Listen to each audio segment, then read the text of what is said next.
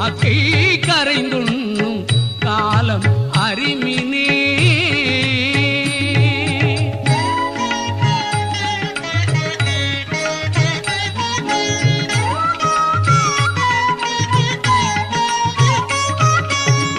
அன்பும் சிவமும் இரண்டென்பர் அறிவிலார், அன்பே சிவமாவது ஆறும் அறிகிலார்.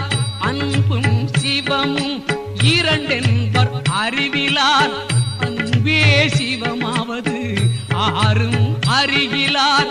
அன்பே சிவமாவது ஆறும் அறிந்தபில் அன்பே சிவமாய் அமர்ந்திருந்தாரே.